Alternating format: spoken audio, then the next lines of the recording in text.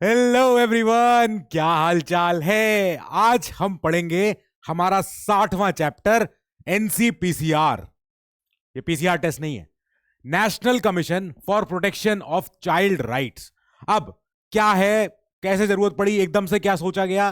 देखो, हुआ ये कि हमेशा से ही 1980s में ही यूएन ने कल्पना कर रखी थी कि बच्चों के कुछ अधिकार होते हैं, चाइल्ड राइट्स, और ये बच्चों के अधिकार वैश्विक हैं। विश्व का कोई भी देश हो, वहां पे जो बच्चे हैं, जो छोटे बच्चे हैं, खास तौर से 18 से उम्र के कम के बच्चे, तो इनका बहुमुखी अपना विकास हो सके, इनका आगे का जीवन फॉर्मेटिव, ये इनके फॉर्मेटिव ईयर्स हैं कि छठी क्लास से लेके 12वीं क्लास तक की जो एजुकेशन होती है, primary, senior secondary, secondary, higher secondary, ये एजुकेशन बच्चे की लाइफ फॉर्म करती है आगे की आने वाली। तो अगर बचपन सही नहीं रहा, अगर बचपन में उनके साथ कोई उनके राइट्स का वायलेशन हुआ, तो उसके प्रोटेक्शन के लिए कोई बॉडी हो, ठीक है। तो इस बॉडी की कल्पना शुरू कर ली गई, बात कर ली गई। क्या हुआ, हमारे यहां एक एक्ट बना, commission for protection of child rights act 2005, ठीक है। फिर इस एक्ट ने ताकत दी पार्लियामेंट को कि आप एक कमीशन बनाओ। एक्चुअली में कमीशन को लागू होने में 2 साल लग गए, तो 2 साल, तो 2007 में ही कमीशन अपना तैयार हो गया, काम करना शुरू कर दिया।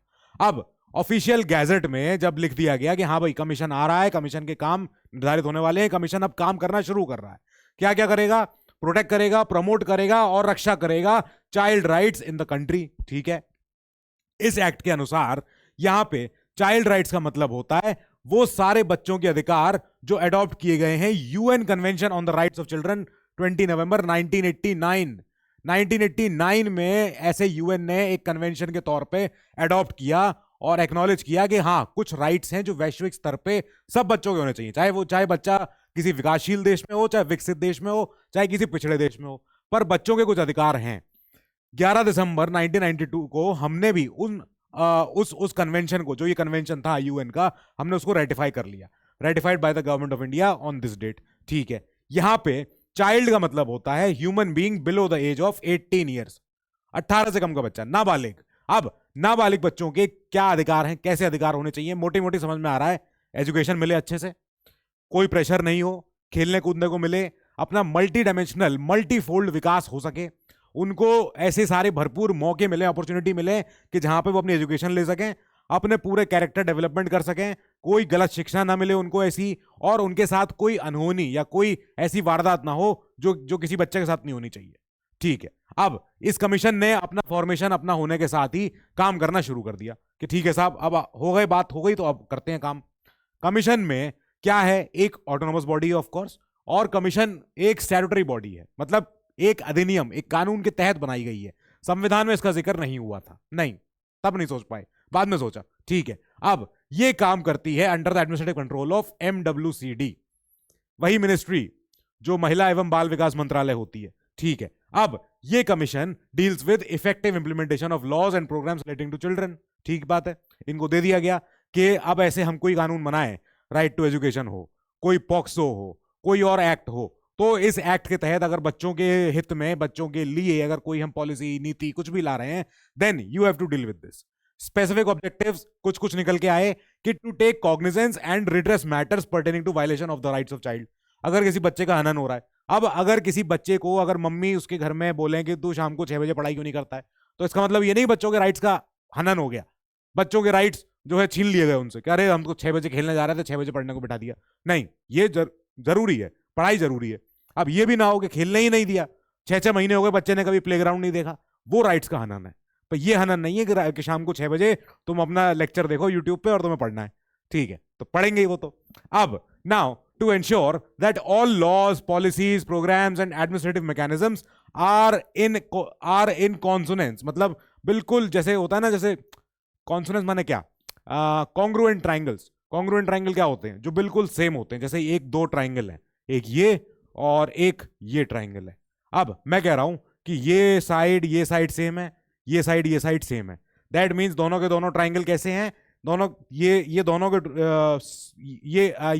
ये जो दोनों ट्राइंगल्स हैं ये कॉन्ग्रुएंट हैं। अब क्योंकि इनकी हर साइड इक्वल है दूसरे से और सारे एंगल, इंटरनल एंगल भी इक्वल है, तो ये कॉन्सोनेंस में है, ये कॉन्ग्रुएंट है। तो ऐसे ही जितने सारे लॉ, प्रोग्राम, पॉलिसी, नीति, सब कुछ जो अपना जितना प्रशासनिक मैकेनिज्म है, ये सब का सब कॉन्सोनेंस में हो with the child rights enshrined in the constitution as well as उस कन्वेंशन में जो यूएन ने अडॉप्ट किया था। ठीक बात हो गई। अच्छा, अब इसके बाद ये यूएन के जनरल साहब की फोटो है बच्चों के साथ, और दुनिया भर के बच्चे हैं इसमें। तो एक बच्चा दिख रहा है कि एक बच्चा कोई श्वेत है, एक बच्चा कोई अश्वेत है, तो ऐसे करके बच्चे इसमें सारे फोटो, पूरा फोटो ऑप्स हुआ है, सब कुछ हुआ है। अब कॉम्पोजिशन, कमीशन के जो मेंबर्स होंगे, चेयरपर्सन होंगे, सब मिला जुला के टोटल 7 होंगे, एक चेयरपर्सन और बाकी 6 मेंबर। अच्छा ठीक है, अब इन 6 मेंबरों में से कम 2 महिलाएं होनी चाहिए। आप सारी महिलाएं रख लो, बहुत बढ़िया है, पर कम से कम 2 तो होनी ही चाहिए। और चेयरपर्सन वो होंगे जो पर्सन ऑफ एमिनेंस हैं, जिनके पास काफी सारा कहने को है कि हाँ साहब देखो हमने कितना अच्छा काम किया है, पूरे देश भर में हमने बहुत काम किया है, प्रमोटिंग अपने जो ये इन बच्चों के अधिकार है उन पे हमने काम किया है। जो बाकी मेंबर हैं वो होने चाहिए पर्सन ऑफ एमिनेंस, वो पर्सन ऑफ एबिलिटी होने चाहिए, इंटेग्रिटी होने चाहिए, स्टैंडिंग के होने चाहिए और एक्सपीरियंस होना चाहिए उनको इन सारे मैटर्स में। क्या क्या मैटर है? एजुकेशन के मैटर में उनका एक्सपीरियंस होना चाहिए। ठीक है, हो सकता है आपको यहां पे ना दिख रहा हो, व्हाइट बैकग्राउंड है इसलिए, पर एक मेंबर जो child health care welfare and development पे इनका योगदान होना चाहिए। एक मेंबर जो जुवेनाइल जस्टिस के लिए काम करते हो। जुवेनाइल बच्चे कौन से होते हैं? जुवेनाइल होते हैं 16 से 18 के बीच के बच्चे, जो एडोलेसेंट होते हैं, जो थोड़े से परिपक्व होने लग गए पर पूरे परिपक्व अभी उनको नहीं माना गया है, वो बालिग नहीं है पर वो बच्चे भी नहीं है, वो बच्चे। फिर एक मेंबर सेक्रेटरी हैं, वो तो ऑफ कोर्स हमारा ही काम है वो तो। फिर चाइल्ड साइकोलॉजी या सोशियोलॉजी, चाइल्ड की साइकोलॉजी के लिए कुछ एक्सपर्ट होना चाहिए जो समझता है बच्चों की मेंटालिटी क्या है, बच्चा अभी किस एज में है, कितना अपना इसका एक्सपोजर, इसका एक्सपीरियंस हो चुका है, जिसकी वजह से इसका मेंटल अभी विकास कितना हो रखा है, तो वो पढ़ने के लिए कोई पर्सन हो। एक लॉ रिलेटिंग पर्सन हो कि जो बच्चों के लिए जो कानून बने हैं उनसे रिलेट करते हुए लॉ को समझे, लॉ की बात करे। और एक मेंबर हो जो एलिमिनेट करे चाइल्ड लेबर और चिल्ड्रन इन डिस्ट्रेस, के जो बच्चे डिस्ट्रेस में है, परेशानी में है, बाल मजदूरी में फंस गए हैं, या जो बच्चे एम्प्लॉयमेंट में फंस गए हैं छोटी उम्र से ही, तो उनको बचाने के लिए, निकालने के लिए, उनको चाइल्ड लेबर से हटाने के लिए और उनको रिहैब करके उनको वापस समाज में पेश करने के लिए कोई मेंबर हो एक। तो सारे मेंबर्स अपनी अपनी स्टैंडिंग के हैं, सबके सब, इन सब के सब पे अपना अपना एक्सपीरियंस होना चाहिए। अब कौन चुनेगा, कौन बताएगा कि ये मेंबर कैसे हैं? Central government. सेंट्रल गवर्नमेंट के अंडर एक कमेटी होती है जिसके चेयरमैनशिप होती है minister in charge of ministry of women and child development, महिला बाल विकास मंत्रालय। कुल मिला के एक कमेटी बनाता है, 3 मेंबर कमेटी, जिसकी इनके पास चेयरमैनशिप होती है इस मिनिस्ट्री के पास, और यही रेकमेंड करती है केंद्र सरकार को, जो बाद में इनका अपॉइंटमेंट करती है, चेयरपर्सन का और मेंबर्स का। अब इनका जितना सैलरी, टर्म्स, अलाउंसेस, कंडीशंस, जो भी सब कुछ है, ये सबका सब डिटरमाइन करेगी जिसने अपॉइंट किया है वही। अब इसके बाद ये कर तो रही है डिटरमाइंड, पर ये इनकी डिसएडवांटेज को वेरी नहीं कर सकती। वही वाली बात जो हम पहले ही पढ़ चुके हैं कि एक बार अगर कोई शख्स अगर ऑफिस में आ गया तो अब वो काम करना शुरू करे, पर पता चले काम करना शुरू किया और सरकार ने उनसे उनका ऑफिस छीन लिया, ये नहीं हो सकता है। काम करोगे जब तक आप ऑफिस में हो, तब तक जो आपकी टर्म्स कंडीशंस हैं वो चेंज आप नहीं होंगी, आपकी डिसएडवांटेज के लिए। आपके लिए और अच्छा हो सकता है, जरूर बढ़िया है, पर डिसएडवांटेज के लिए वेरी नहीं हो सकती है। ठीक बात, ये हो गई, समझ में आ गई। अब आगे बताओ कब तक रहेंगे? तो चेयरपर्सन और मेंबर्स 3 साल के लिए अपॉइंट होते हैं एक बार में, दूसरी बार अपॉइंट हो सकते हैं, पर 2 टर्म्स के बाद वो रीअपॉइंटमेंट के लिए एलिजिबल नहीं रहे, not eligible for reappointment for more than 2 terms. अब कब तक, कितनी उम्र तक? चेयरपर्सन 65 साल तक रह सकते हैं, अगर 3 साल कार्यकाल नहीं हो पाया पूरा तो, और उसके पहले ही 65 के हो गए तो हटा दिए जाएंगे। ठीक है, बाकी मेंबर्स 60 साल तक रह सकते हैं। बात समझ में आ गई? ठीक है, अब यहां पे चेयरपर्सन मेंबर हैं, ये अपना ऑफिस छोड़ भी सकते हैं, can relinquish their office by addressing their resignation to the central government, जिसने उनको अपॉइंट किया है उसी को। ठीक है, उनको जाके बोल दिया। अब जब ये अपॉइंट तो हो गए, अगर इनको हटाना पड़ा, कोई बात हो गई, कोई ऐसी कोई बात हो गई, तो ऐसे केस में centre can remove the chairperson अपने इन ग्राउंड्स पे जो कि हैं प्रूवन मिसबिहेवियर और इनकैपेसिटी। अब चेयरपर्सन या बाकी मेंबर्स को अगर हटाना हो, ध्यान रखना मैंने ऊपर खाली चेयरपर्सन लिखा हुआ है, ठीक है, अब यहां पे चेयरपर्सन है और बाकी मेंबर्स हैं, अगर इनको हटाना हो तो काफी सारे वही ग्राउंड है जो हम पहले देख चुके हैं। कैसे कैसे? दिवालिया घोषित हो गए, लो, इसके बाद वो एंगेज कर रहे हैं अपने कार्यकाल के दौरान ऐसे किसी पेड एम्प्लॉयमेंट में जो उनके ऑफिस के ड्यूटी के बाहर है, कहीं और जगह काम करना शुरू कर दिया साथ में, मून लाइटिंग कहते हैं इसे, मून लाइटिंग करनी शुरू कर दी इन्होंने, मतलब मैं यहां भी पढ़ा रहा हूं और मैं कहीं और जाके पढ़ाने लग गया, तो ये एक हुआ कि मैंने अपने एंगेज किया हूं अपने कार्यकाल के दौरान कहीं और भी जाके पढ़ाना, जिस बात के मुझे पैसे मिले हों, पेड एम्प्लॉयमेंट। अब हर चीज इंपॉर्टेंट है यहां पे। मैं मान लो इन्होंने कहीं जाके बाहर सर्विस दे दी, 2-4 लेक्चर ले आए डीयू में जाके, तो वो कोई एम्प्लॉयमेंट नहीं हुआ, ठीक है। अब is convicted and sentence to imprisonment for an offence जो केंद्र सरकार की नजर में मॉरल टर्पिट्यूड इन्वॉल्व करता है। मॉरल टर्पिट्यूड हमें समझ में आ गया क्या होता है। ये होता है जिससे हमारा मोरालिटी पे हमारे क्वेश्चन उठने लग जाए, ठीक है, वो सब है। Individual is declared of unsound mind bye competent court. Court ने कह दिया ये तो अब इन्हें ना रखो, कोई और को रख लो, आप इन्हें छोड़ दो, अब इनसे ना हो पा रहा, ठीक है। अब इंडिविजुअल रिफ्यूजेस टू एक्ट और बिकम्स इनकेपेबल ऑफ एक्टिंग। या तो काम ही नहीं कर रहे हैं जिद में, या काम कर रहे हैं लेकिन अच्छे से नहीं कर रहे हैं, तो इनकेपेबल हो गए हैं वो एक्टिंग में, हटा दिया जाएगा, जाइए अब आप यहां से। इंडिविजुअल एब्सेंट्स हिमसेल्फ या herself from 3 consecutive meetings of the commission. Commission की बिना मंजूरी के घूम रहे हैं यूरोप, पेरिस, लंदन, सारी चीजें पता ही नहीं है, 3 मीटिंग मिस कर दी उन्होंने, चौथी में बोल दिया जाएगा अब उनका नाम काट दो, दूसरे को किसी को लेके आते हैं, ठीक है, ये हो सकता है। Individual has abused once office which render once continuance in the office detrimental to the public interest. अपने ऑफिस का दुरुपयोग करना, अपने ऑफिस का फायदा उठाना, अपने किसी चाचे भतीजे को कॉन्ट्रैक्ट दिलवा दिया, अपने किसी और रिश्तेदार को या किसी दोस्त को हेल्प करा दी किसी और काम में सरकारी, वो आपने अपने ऑफिस का मिसयूज किया है, क्योंकि आपने बोला कि अरे मैं एनसीपीसीआर का मेंबर हूं या चेयरपर्सन हूं, जो भी हूं, तो इन बातों पे बाहर जाइए, ये सब नहीं चलेगा यहां पे, ठीक है। अब क्या है, आ तो गए, काम क्या क्या है इनके। काम इनके हैं to examine and review the safeguards provided by the laws. जो भी कानूनों में जो सेफगार्ड रखे हो बच्चों के हितों के लिए, बच्चों के राइट्स को प्रोटेक्ट करने के लिए, जो जो हमने कानून बनाए हैं, उन कानूनों में जो सेफगार्ड है, उन सेफगार्ड्स को एग्जामिन करेंगे, रिव्यू करेंगे और रेकमेंड करेंगे ऐसे ऐसे साधन, ऐसे ऐसे measures for their effective implementation. कई सारे कानून है, राइट टू एजुकेशन है। अब राइट टू एजुकेशन हमने बोल तो दिया, हाँ हाँ हर बच्चे का अधिकार है 6 से लेकर 14 साल तक के बच्चे का कि उसको पढ़ना है, पढ़ेगा तो यही पढ़ेगा ही, मतलब 8वीं क्लास की शिक्षा, 10वीं क्लास की शिक्षा बच्चा ले ही ले, हम तो ये चाहते हैं। पर कितनी ले पा रहा है, ग्राउंड पे रिपोर्ट क्या कहती है, डेटा क्या कह रहा है कि बच्चे आ भी रहे हैं, बच्चों की ड्रॉप आउट रेट कितनी है, क्या है। जैसे अब अपार आईडी की बात होने लग गई है, अपार आईडी फॉलो कर रहे हो ना, क्या चीज है अपार आईडी? अभी आया था 1-2 महीने पहले अपने न्यूज में भी था। तो अपार आईडी क्या है कि बच्चों के एकेडमिक परफॉर्मेंस के लिए है। अब वो मॉनिटर करेगा कितने बच्चों ने कितने कितने समय पे एग्जाम दिए हैं, कितना उनका स्कोर कार्ड आया है, कितना उनका मार्कशीट बनी है। इससे क्या होगा, एक चीज रुक जाएगी जो है नकली मार्कशीट, क्योंकि वो अपार आईडी एक आपकी जनरेट हो जाएगी। बच्चा नर्सरी क्लास से ही जैसे स्कूल में आया उसकी अपार आईडी बन गई, अपार आईडी चलती गई उसके school, 12th, college, graduation, PG, UPSC के सिलेक्शन तक, क्या पता, तो वो आईडी चलती रहेगी। अब वो आईडी में वो एक बैंक की तरह, डिजी लॉकर की तरह है, उसमें आप सारे अपने अपने दस्तावेज डाल सकते हो कि हाँ साहब मैंने देखो 10th पास कर ली, 12th पास कर ली, कॉलेज में इतने नंबर आ गए, मास्टर्स में इतने नंबर आ गए, पीएचडी भी करे आया, ये भी कर लिया। तो आपका क्या है, एक बैंक बन गया है, एकेडमिक बैंक है आपका वो। अब ये तय कर रहा है कि हाँ हमारे देश में बच्चे जो हैं कितने प्रोग्रेसिव हैं, कितने बच्चे पढ़ाई कर पा रहे हैं। ये पता चल जाएगा कितने बच्चे ड्रॉप आउट कर रहे हैं।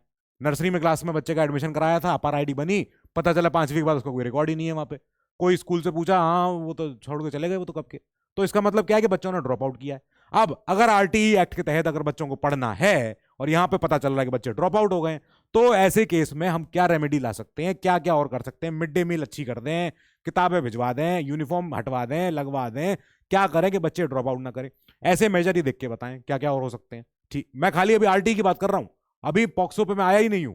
तो ऐसे कितने हमने जो बच्चों के लिए जो एक्ट्स बनाए हैं, कानून बनाए हैं, संविधान में भी जो भी हैं, वो उन सबका सेफगार्ड्स का मेजर करना, वो उनको अपना रिव्यू करना और अच्छे मेजर्स देना कि किससे वो और अच्छे तरीके से इंप्लीमेंट हो सकते हैं वो सेफगार्ड्स।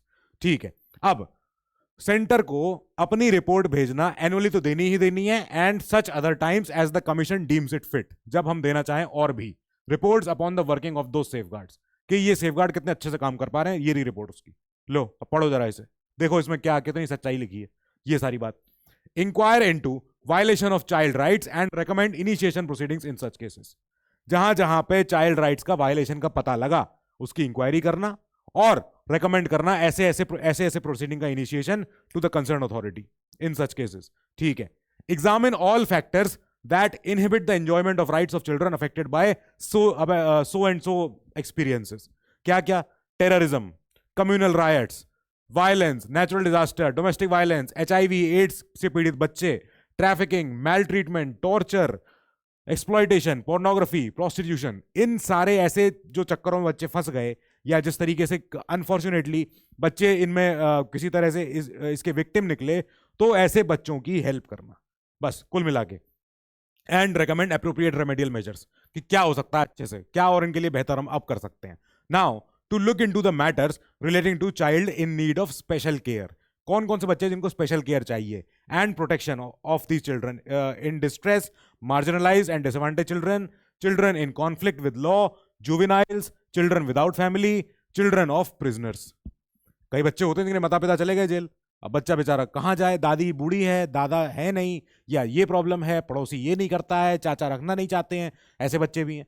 फिर जुवेनाइल्स, जो किसी तरीके से किसी वजह से कॉन्फ्लिक्ट विद लॉ में अपने फंस गए हैं, कानून से किसी पेच में वो फंस गए हैं कि माता पिता से मिलने नहीं दिया जा रहा है, जुवेनाइल हैं, कोई अपराध कर दिया है, अब चले गए हैं जेल में, अब जेल में तो चले गए हैं, अभी बाल सुधार गृह में डाले गए हैं, फिर वहां पे क्या सिचुएशन है, कैसी रिपोर्ट है, उन बच्चों को, क्योंकि दीज बच्चे they are in need of special care and protection, इनको स्पेशल केयर चाहिए। ठीक है, अब ऐसे कुछ अगर कंप्लेंट आ गई तो उनके ऊपर सुओ मोटो नोटिस लेना। कैसे कैसे matters? Deprivation and violation of child rights, ठीक है, लेना ही लेना पड़ेगा। Non implementation of laws providing for protection and development of children, ठीक है। नॉन कंप्लायंस, ऐसे हमने पॉलिसी बना के रखी है, गाइडलाइन है, इंस्ट्रक्शन है, सब कुछ है, जो इनके मिटिगेट करती हैं, इनकी हार्डशिप बच्चों की, और इंश्योर करती है बच्चों का welfare, provide relief to such children.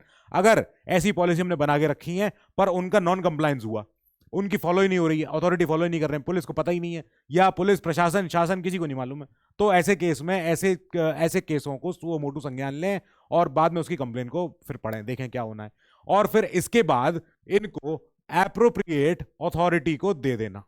Appropriate authority मतलब जो भी अथॉरिटी हो, जो भी प्राधिकरण हो, अधिकरण हो, उनको जाके दे दिया कि ये लीजिए, सिचुएशन ये है, ग्राउंड पे काम कीजिए इस पे, ठीक है। Now study treaties and other international instruments and undertake periodical review, किस चीज का, एग्जिस्टिंग पॉलिसीज का, प्रोग्राम्स का, और बाकी activities on child rights, and make recommendations to the government for their effective implementation in the best interest of children.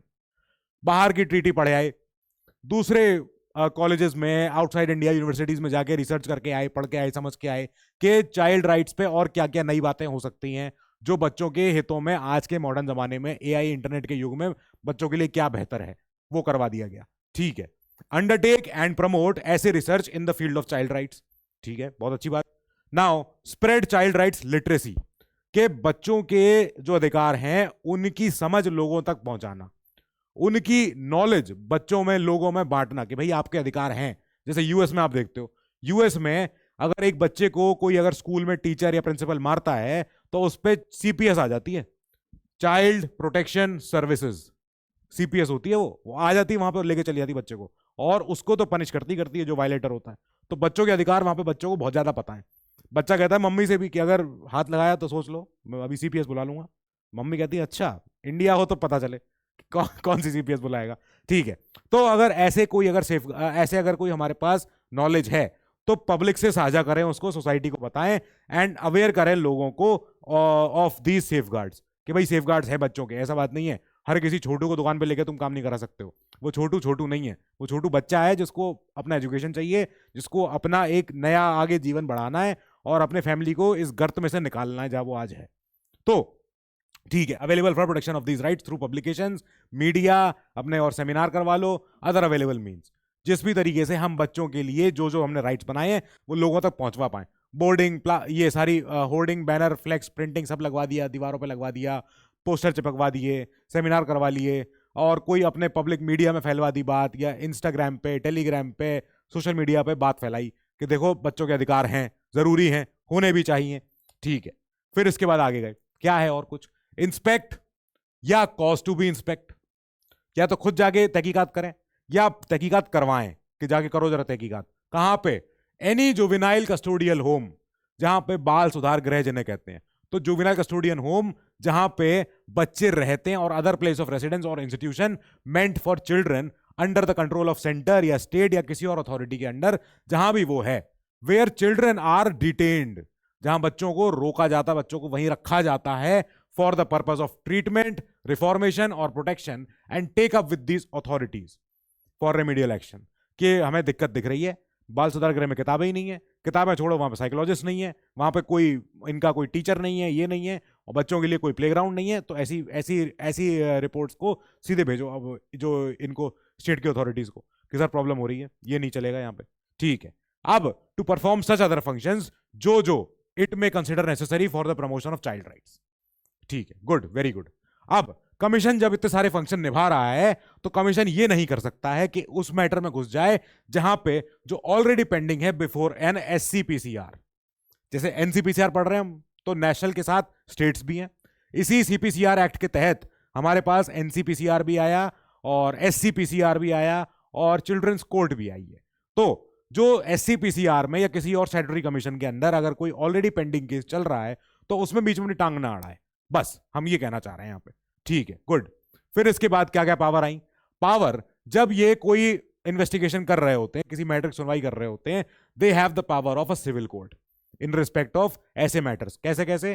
किसी को बुलाना, अटेंडेंस लगवाना, any person from any part of India and examining him और her under oath, शपथ दिलवा के, गीता पे हाथ रखवा के कि हाथ रखो और बोलो सच के सिवा कुछ नहीं बोलूंगा, अब लिखो अपनी बात, बोलो अपनी बात।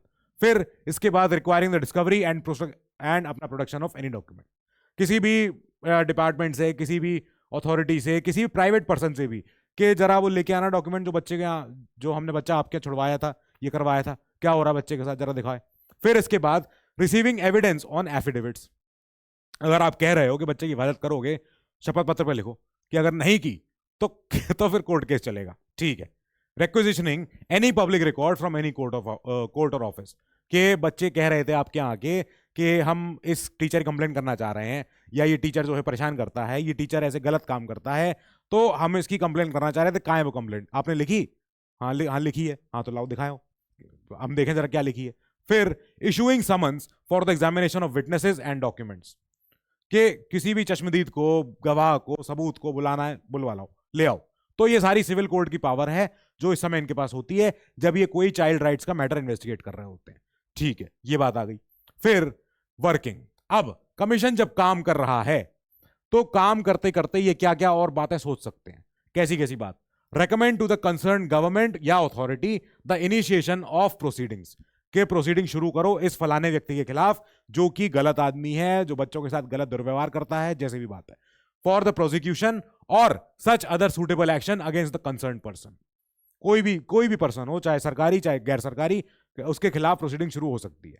अब they can approach supreme court या कोई high court concern for the necessary direction, order, कोई भी रेट अगर लागू करवानी हो, कुछ भी काम करवाना हो, सीधे चलेगा जुडिशरी के पास कि देखिए हमारी रिपोर्ट ये कहती है, अब इस रिपोर्ट के अनुसार फलाने व्यक्ति को उठा के जेल में डाला जाए, बस।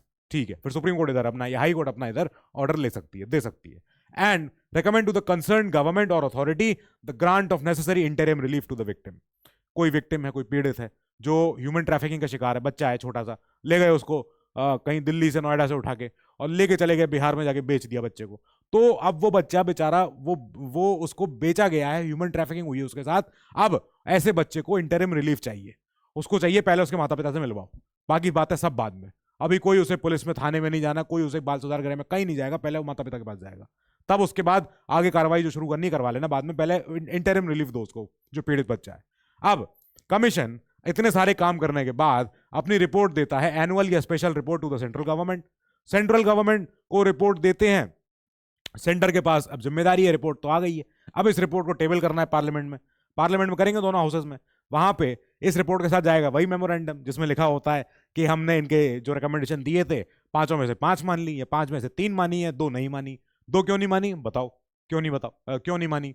तो रीजन फॉर नॉन एक्सेप्टेंस, जो आपने रिकमेंडेशन नहीं मानी, जरा ये इनका आंसर भी दो साथ में। ठीक है, फिर ये देना पड़ेगा इनको आंसर। फिर इसके बाद functions under other acts, 3 act और हैं, तो उन एक्ट्स के तहत भी इस कमीशन के पास कुछ कुछ फंक्शंस हैं। फंक्शंस कॉमन है पर एक्ट इंपॉर्टेंट है। कौन से act? RTE, right of children to free and compulsory education. अब इस एक्ट के तहत, ये 2009 का एक्ट था, तो इस एक्ट ने क्या कहा था कि अब हर बच्चे का अधिकार है फ्री और कंपलसरी एजुकेशन, ऑप्शन नहीं है। ये नहीं कि नहीं पढ़ना है, नहीं पढ़ रहे, पढ़ना पड़ेगा। 8वीं 10वीं पास करनी पड़ेगी हर बच्चे को, मतलब एक बेसिक शिक्षा प्रोग्राम हमारा लागू हो जाए पूरे देश में। हर बच्चे को कम से कम इतनी एजुकेशन मिल जाए कि वो अपने आगे के करियर के लिए थोड़ा डिसाइड करने की क्षमता में आ पाए। अब जब इस एक्ट के तहत इस कमीशन को बोला गया कि सर आपके पास कुछ जिम्मेदारियां आने वाली, बताओ क्या जिम्मेदारियां हैं। जिम्मेदारी ये है, you have to inquire into complaints relating to child's right to free and compulsory education. बच्चों की कंप्लेंट है, अरे सर पढ़ना है, पढ़ने का मन है, लेकिन पढ़ने नहीं दे रहे। क्यों नहीं पढ़ने दे रहे? कि स्कूल में टीचर ही नहीं है। लो, इससे बड़ी प्रॉब्लम क्या चाहिए? तो टीचर लाओ पहले, ये वाली कंप्लेन है, जाहिर बात है। कोई बच्चा कह रहा है टीचर भी है, किताबें भी हैं, यूनिफॉर्म भी है, घर वाले कहते हैं काम पे जाओ, काम करो पहले जाके ढाबे पे, तो उस कंप्लेंट पे सुनवाई करना कि क्या बात है भाई, एजुकेशन उसकी क्यों नहीं लेने दे रहे हो। तो घर वाले कहेंगे साहब अब बच्चा है हमारे यहाँ, इससे बढ़िया कि इसको खाना खिलाएं, इससे बेटर है कि ये खुद खाने का अपने इंतजाम करे, काम करे, दुकान पे जाके काम करे, छोटी पंचर की दुकान पे काम करे। ये नहीं होने देना है, बच्चे को एजुकेशन दिलवाओ पहले, ठीक है। दूसरा, to examine and review the safeguards for rights, ऐसे अधिकारों का जो हमने सेफगार्ड लगा रखे हैं इस एक्ट के तहत। सेफगार्ड माने क्या होता है? सेफगार्ड माने ऐसे कुछ हमने जिसे कहते हैं ना, जो प्रेशर कुकर के ऊपर जो सेफ्टी वॉल्व होता है, तो सेफ्टी वॉल्व एक सेफगार्ड है। और प्रेशर कुकर की सीटी के साथ एक छोटा सा छेद और होता है जो प्रेशर कुकर के ढक्कन में होता है पीछे, वो भी एक सेफगार्ड है कि किसी भी हालत में ऐसा ना हो जाए प्रेशर कुकर के अंदर प्रेशर बहुत बन जाए। तो सेफगार्ड यही काम करता है कि प्रेशर नहीं बनने देता अंदर। ऐसे ही सेफगार्ड होते हैं जो लॉ में यूज होते हैं। सेफगार्ड माने क्या कि state shall not do this या स्टेट शैल नॉट डिस्क्रिमिनेट, ये सेफगार्ड्स हैं हमारे आपके लिए। सेफगार्ड्स हैं कि सेफगार्ड माने क्या कि स्टेट हमारे और आपके बीच में कोई भेदभाव नहीं करेगा, ठीक है, ये बात हो गई। अब ये सेफगार्ड जो हमने संविधान में या कि इस एक्ट में जो सेफगार्ड रखे हुए हैं कि किसी भी हाल में बच्चों के साथ अनीति ना होने पाए, ठीक है। तो जो सेफगार्ड यहां पे इस एक्ट में है, for the rights provided by और under this act and recommend measures for their effective implementation. बताओ उनके लिए और अच्छे से क्या हो सकता है? स्कूल और ज्यादा खुलवा दें, स्कूल पास करवा दें, गांव में स्कूल तक पहुंचने के लिए बसें चलवा दें, क्या करना है बताओ? To take necessary steps after completion of an inquiry. अब इंक्वायरी तो हो गई, इसके बाद क्या करना है आगे तो बताओ, फिर वो करेंगे। ये कमीशन जब इंक्वायरी कर रहे होते हैं, ये कमीशन एनसीपीसीआर, तब ऐसे में इनके पास पूरी पावर होती है जो इनको सीपीसीआर एक्ट के तहत मिली हुई है ऑलरेडी। जो सीपीसीआर एक्ट ने जो पावर दे रखी है, सिविल कोड वाली फंक्शनिंग पूरी है, किसी को बुलाना, किसी से बात करना, दस्तावेज मंगवाना, वो सारी पावर जो इनको 2005 के सीपीसीआर एक्ट के तहत मिली हुई थी, वही पावर जब ये इस काम में से कोई रोल निभा रहे हैं तो वही पावर इनको यहां दी जा रही है, ठीक है। ओके गुड, ये बात हो गई। अगले एक्ट में क्या है? पॉक्सो 2012 एक्ट आया था जो बच्चों को प्रोटेक्ट करता है फ्रॉम सेक्सुअल ऑफेंसेस। छोटे बच्चों के साथ अगर कोई सेक्सुअल ऑफेंस होता है तो उस केस में सजा भयानक होनी चाहिए, ठीक है, और भयानक होनी चाहिए और स्ट्रिंजेंट होनी चाहिए, ठीक है। अब उसी एक्ट के तहत यह भी बोला गया कि एनसीपीसीआर के पास भी कुछ रोल हैं, कुछ इनकी जिम्मेदारियां हैं। बताओ क्या रोल? ये है, commission shall monitor the implementation of the provisions of this act, ठीक बात है, in such manner as may be prescribed. जैसा भी बताया जाए वैसे कमीशन को पूरा काम करना पड़ेगा in monitoring the implementation of these provisions, ठीक है, good. Commission shall while inquiring into any matter relating to any offence under this act, जब इस एक्ट के अंडर किसी ऑफेंस के सिलसिले में वो सुनवाई कर रहे हैं, they have the power as vested in it under the commission for protection child rights act 2005 CPCR act के तहत जो उनके पास पावर है, वही पावर इनको यहां भी मिल रही है जो इस एक्ट के तहत जब ये कोई सुनवाई कर रहे हैं। Okay good. Commission shall also include its activities of this act under this act in the annual report refer to it, ठीक है। जो अपनी रिपोर्ट भेजते हैं अपने काम की, उसमें ये भी लिखेंगे कि हमने पॉक्सो एक्ट के तहत हमने कितनी इन्वेस्टिगेशन करी है। एंड सीपीसीआर एक्ट के तहत जो हम रिपोर्ट बना के भेजते हैं, वो रिपोर्ट का एक पन्ना इनके लिए भी होना चाहिए पॉक्सो एक्ट के लिए। ओके ठीक है। और कुछ? यस और कुछ। जुवेनाइल जस्टिस एक्ट जो केयर एंड प्रोटेक्शन एक्ट है, ये थोड़ा सा मैं मानता हूं कि कई लोग इस पे सोचते हैं कि अरे जुवेनाइल क्यों कहते हो जब ऐसा घिनौना अपराध हुआ है, ऐसा अक्षम्य अपराध किया है। आजकल हम देखते हैं कई न्यूज आती हैं, बहुत rare of the rarest crime होता है वो। तो उस न्यूज में क्या लिखा होता है कि किसी 15, 16, 17 साल के बच्चे ने ऐसा दुर्व्यवहार किया है किसी और बच्ची के साथ या कुछ और किया है। अब ऐसे में आप क्या बोलोगे कि जुवेनाइल जुवेनाइल होता है, जुवेनाइल तो वो 18 से कम का बच्चा है तो उसे तो बाल सुधार गृह में भेजो। क्या ये सही है आंसर?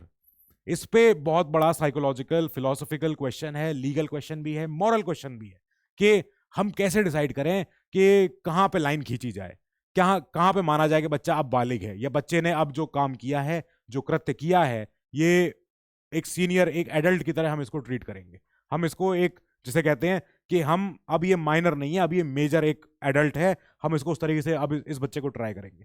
तो जुवेनाइल जस्टिस एक एक्ट इसीलिए था, 2015 में आया भी था, कि जिसमें हम ये डिसाइड करना चाह रहे थे कि उन किशोर बच्चों का क्या करें जो 16 से 18 के बीच में है और जिन्होंने ऐसा अपराध किया है जो कि ट्राई होना चाहिए as an adult.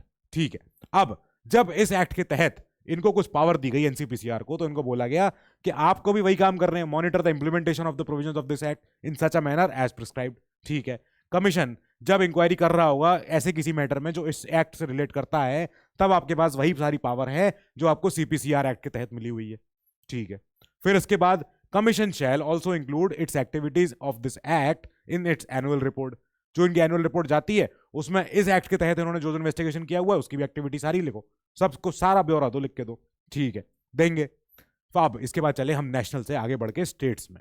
Her states में अपना अपना एससीपीसीआर का भी जिक्र हुआ। अच्छा ठीक है, यही जो सीपीसीआर एक्ट था 2005 का जो बनाया गया था, commission for protection of child rights act, इस कमीशन ने ही बोला कि हर सरकार स्टेट की दे कैन कॉन्स्टिट्यूट ये बना सकती हैं कॉन्स्टिट्यूट ऐसे ऐसे state commission for protection of अपने चाइल्ड राइट्स, एससीपीसीआर। पर बनाएंगे कैसे? Through an official gazette notification. ठीक है, जो हर स्टेट का अपना राजपत्र होता है उसके तहत ही ये बनाएंगी। अब इनका कंपोजिशन भी सेम है, मल्टी मेंबर बॉडी है, चेयरपर्सन है और बाकी 6 मेंबर है। ये जो टोटल 7 लोग हैं, इसमें से ये जो 6 मेंबर हैं इसमें से 2 अपनी महिलाएं होनी चाहिए। ठीक है, चेयरपर्सन होंगे same person of eminence background के होने चाहिए, who has done outstanding work for promoting child rights. ठीक है, आगे बताओ मेंबर्स का क्या करना है। जो मेंबर्स हैं they should be eminent, able, integral, standing होनी चाहिए उनकी अपनी समाज में, एक्सपीरियंस होना चाहिए इन द फॉलोइंग फील्ड्स। वही सारी फील्ड जो हमने पीछे मेंबरों की देखी थी एक लाइन से। तो कैसी कैसी कि एजुकेशन में अच्छे पारंगत होने चाहिए वो member, child health care welfare या चाइल्ड डेवलपमेंट में उनका अच्छा रोल होना चाहिए, जुवेनाइल जस्टिस को उन्हें समझ में अब वो समझते हैं कि कैसे किशोर बच्चों को या नाबालिग बच्चों को जो ऑलमोस्ट बालिग की तरह बिहेव कर रहे हैं उनको कैसे ट्रीट करें, नेग्लेक्टेड या मार्जिनलाइज बच्चों के लिए जो कोई काम कर रहा हो, चिल्ड्रन विद डिसेबिलिटीज जो जानता हो कैसे ट्रीट करना होता है, कैसे उनसे बात करनी होती है, एलिमिनेशन ऑफ चाइल्ड लेबर या चिल्ड्रन इन डिस्ट्रेस। गुड, ठीक है, चाइल्ड साइकोलॉजी और सोशियोलॉजी। ठीक है, लॉज रिलेटिंग टू चिल्ड्रन, जो लॉ के बारे में भी नॉलेज रखे।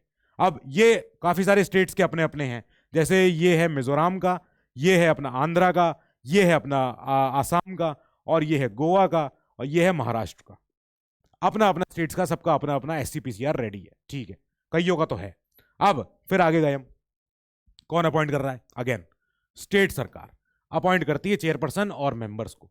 अब अपॉइंट कैसे कर पा रहे हैं? अपने आप से नहीं, सेम तरीका जो अपने सेंटर पे यूज होता है कि एक कमेटी बनेगी, 3 मेंबर कमेटी, जिसकी की चेयरमैनशिप होगी उस डिपार्टमेंट के पास जो डील करता है चिल्ड्रन से। ठीक है, तो जो मिनिस्टर इंचार्ज हैं, जो इस डिपार्टमेंट को जानते हैं, इस डिपार्टमेंट के मुखिया हैं, पोर्टफोलियो इनके पास है, वही मिनिस्टर साहब चेयरमैन होंगे उस कमेटी के जो रेकमेंड करेगी स्टेट सरकार को कि इनको इनको अपॉइंट करो आप। ठीक है, अपॉइंटमेंट हो गया। फिर वही salary, same salary, allowance, privileges, immunities, सारी की सारी चीजें वो डिटरमाइन करती है स्टेट की सरकार। And they can not be varied to their disadvantage while they are in office. ठीक बात है, ओके। हम आगे गए, और बताओ कब तक हैं ये? वही सेम 3 साल तक रहेंगे। अच्छा, 2 बार अपॉइंट हो सकते हैं, तीसरी बार अपॉइंट नहीं होंगे। ठीक है, गुड। फिर कब तक अपने ऑफिस में रह सकते हैं, किस एज तक? तो चेयरपर्सन 65 साल तक और बाकी मेंबर्स 60 साल तक। ठीक है, ये उसके पहले भी अपना ऑफिस छोड़ सकते हैं, सेम बिल्कुल एनसीपीसीआर की तरह अपना ऑफिस छोड़ सकते हैं any time by addressing the resignation to the state government. Good, ठीक है। अगर इनको हटाना हो इनके कार्यकाल से पहले ही तो हटाया जा सकता है। State government can remove the chairperson from the office on grounds of proved misbehaviour या इनकैपेसिटी। ठीक है, बाकी चेयरपर्सन और मेंबर्स को अगर हटाना हो तो वही सारे ग्राउंड्स हमने भी पीछे देखे थे। क्या क्या? दिवालिया हो गए, लो, या उन्होंने कोई काम किया है जो उनके ऑफिस के टर्म में रहते हुए उन्होंने बाहर से कहीं पैसा ले लिया उस काम करने का। ठीक है, if he or she refuses to act or becomes incapable of acting. Good. Individual is declared of unsound mind by a competent court. Court ने कह दिया कि ये मेंबर जो हैं नो आंसर ना हो पा रहा. ठीक है. He has so abused his office which renders him his continuance in office as detrimental to the public interest. कि इन्होंने इतना ही अच्छा काम कर दिया है कि अभी ऑफिस में रहे तो ज्यादा ही बेइज्जती होगी, हटा दो इनको अब जाने दो. ठीक है, हटा दिए गए. If he is convicted and sentenced to imprisonment for an offense which in the opinion of the state government constitutes या involves moral turpitude. वही वाली बात कि आपने कोई ऐसा ऑफेंस कर दिया जिसकी आपको सजा मिली जो सरकार की नजर में बिल्कुल मतलब डिस्टर्ब कर दिया आपने, वो चीज अब नहीं हो सकती. ठीक है. If absent from 3 consecutive meetings of commission, बिना कमीशन की लीव के आप छुट्टी पे चले गए, you can not function, sorry you are out. अब function same to same NCPCR वाले. Examine and review the safeguards provided by the laws for the protection of child rights and अच्छे से और बताओ क्या क्या रेकमेंड करोगे आप measure for their effective implementation. ठीक है, good. Present to the state government, वो स्टेट सरकार जहां पे वो जिस स्टेट में है वो स्टेट सरकार को अपनी एनुअल रिपोर्ट दो और सच अदर टाइम्स में कोई स्पेशल रिपोर्ट दे दो जो आपको लगता है कि हाँ देनी चाहिए. Reports upon the working of those safeguards, यही वाले सेफगार्ड्स. ठीक है. Inquire into violation of child rights, अगर चाइल्ड राइट्स का वायलेशन हुआ है एलिजेड या जैसा भी, उस पर इंक्वायरी बिठाओ और रेकमेंड करो क्या प्रोसीडिंग आगे चले इनके ऊपर. ठीक बात है. अब ऐसे सारे फैक्टर्स को पढ़ाई करो जो इनहिबिट करते हैं या जो रोकते हैं कि बच्चों के राइट्स का एंजॉयमेंट. कौन से सारे फैक्टर्स, जैसे टेररिज्म, कम्युनल राइट्स, सारे के सारे वही के सारे अभी हम जो पीछे देखे थे. नेचुरल डिजास्टर हो गया, डोमेस्टिक वायलेंस हो गया, HIV एड्स के शिकार बच्चे, ट्रैफिकिंग, मैल ट्रीटमेंट माने जिनका कि उनके साथ व्यवहार अच्छा नहीं हुआ है, उनको अच्छे से ट्रीट नहीं किया गया उन बच्चों को, टॉर्चर, एक्सप्लॉयटेशन, पोर्नोग्राफी, प्रोस्टिट्यूशन और बाकी सारे रेकमेंड करो. अब ऐसे मेजर्स के इनको अब कहां से रेमेडी दें, क्या अच्छा करें बच्चों के लिए.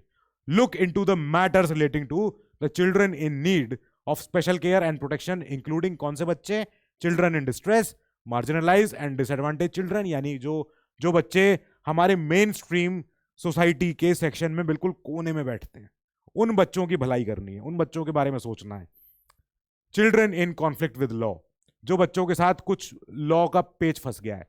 Juveniles, children without family, children of prisoners and recommend appropriate remedial measures. बताओ इनके लिए क्या करें और अच्छे से, क्या इनका बेस्ट कोर्स क्या होना चाहिए. ठीक है, बता दिया जाएगा. हम आगे गए.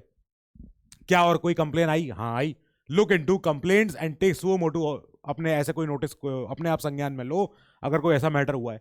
कैसा वाला? Deprivation and violation of child rights. हाँ ठीक है. फिर नॉन इम्प्लीमेंटेशन ऑफ ऐसे वाले कानून जो हमने बनाए थे for providing for protection and development of children. ठीक है.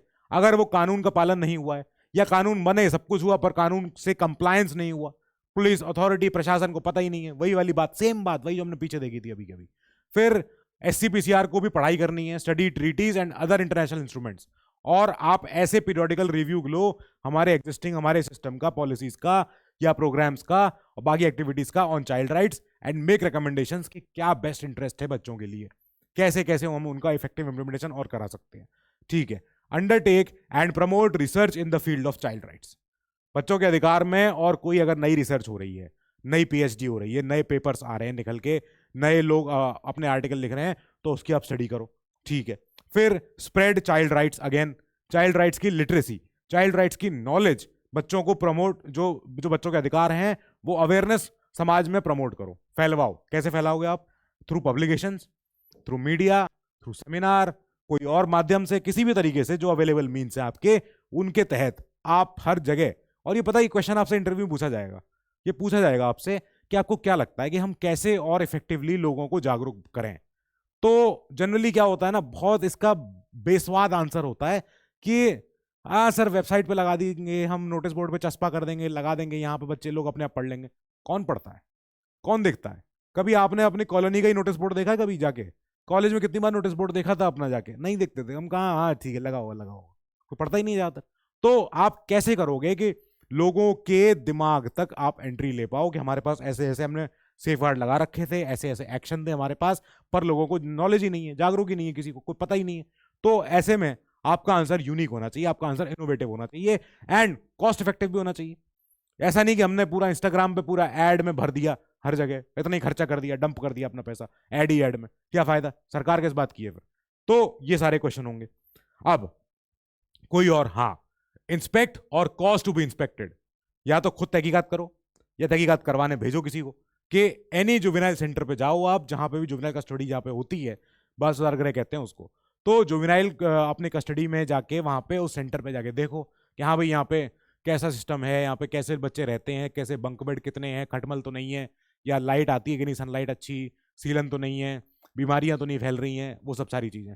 और अगर कोई ऐसी बात मिले तुरंत तुरंत एप्रोप्रिएट अथॉरिटी को बताओ कि ये हमको मिला है, ये अब पता चला है, to perform such other functions as it may consider necessary for the promotion of child rights.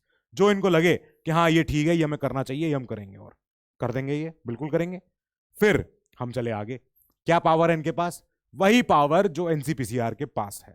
जब ये अब इन्वेस्टिगेशन कर रहे होते हैं किसी एलिगेशन में जो वायलेशन है चाइल्ड राइट्स का, तो उस समय इनके पास पावर होती है of a civil code in respect of following matters. कैसे, किसी को बुलवाना, उसकी अटेंडेंस लगवाना, ठीक बात है, उस पर्सन की, किसी भी पर्सन की देश में से कहीं बुलवा के और उसको एग्जामिन करो अंडर ओथ, ठीक है।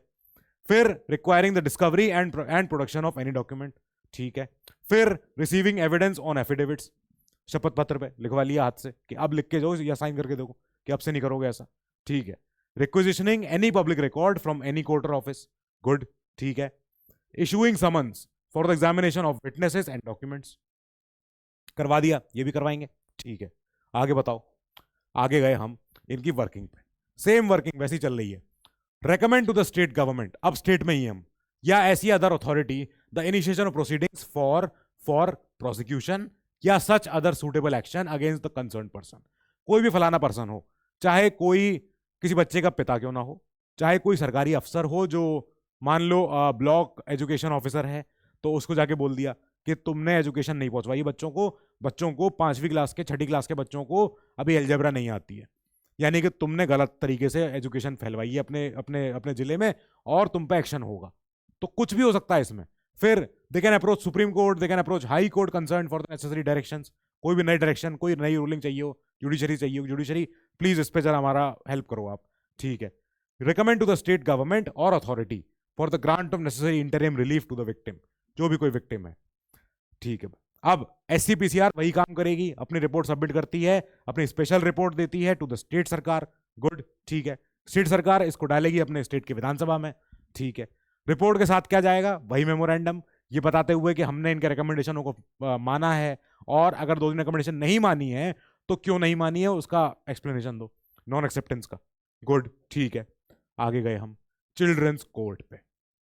चिल्ड्रंस कोर्ट, सीपीसीआर एक्ट ने ही कल्पना करी थी कि हम ऐसा बनवाना चाहते हैं, क्या, चिल्ड्रंस कोर्ट, बच्चों की कोर्ट, बच्चों की कचहरी। इसमें बच्चे नहीं जज हैं, इसमें जज बड़े ही हैं, वकील भी है, सब कुछ है, पर इस ये बच्चों के लिए स्पेशल कोर्ट है for the speedy trial of offences against children और of violation of child rights, कि जहां जहां वायलेशन हुआ है बच्चों के साथ, कोई ऐसे लोग होते हैं जो बच्चों के साथ दुर्व्यवहार करते हैं, बच्चों के साथ गलत काम करते हैं, तो अगर ऐसा कुछ हुआ है उसका ट्रायल जल्दी से हो जाए, फटाक से हो जाए, बच्चों को न्याय मिले।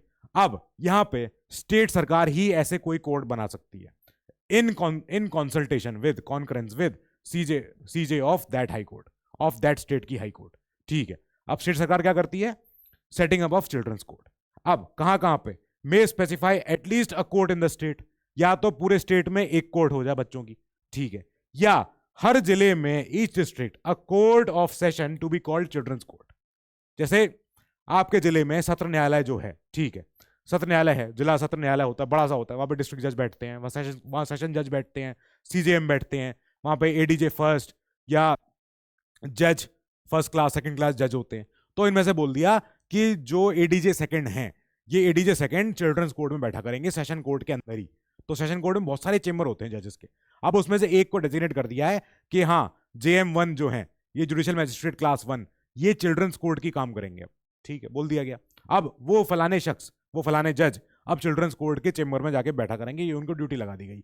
ये तब करेंगे जब इनके यहां से परमिशन आ जाए, chief justice of the high court, इनके यहां से अपना कंसल्टेशन हो जाए, then children's court can be set up, तब हो सकती है ये। अब चिल्ड्रंस कोर्ट सेटअप तो हो गई, पर केस लड़ाओ, कौन कौन लड़ेगा केस? तब ऐसे केस में चिल्ड्रंस कोर्ट में क्या होगा, स्टेट सरकार स्पेसिफाई करेगी या अपॉइंट करेगी एक सरकारी वकील, पब्लिक प्रोसिक्यूटर, या वो अपॉइंट करेगी एक एडवोकेट जिसके पास कम से कम 7 साल का अनुभव हो as a special public prosecutor for the purpose of conducting cases in that court. ये करेगी कोर्ट, ये करेगी स्टेट की सरकार। अब विद दैट हमारा ये चैप्टर यहां पे हो रहा है खत्म। अगली क्लास में हम चलेंगे एनसीएम। एनसीएम माने क्या? National commission for men? नहीं, कुछ और है। So till then you keep studying, stay safe, good luck.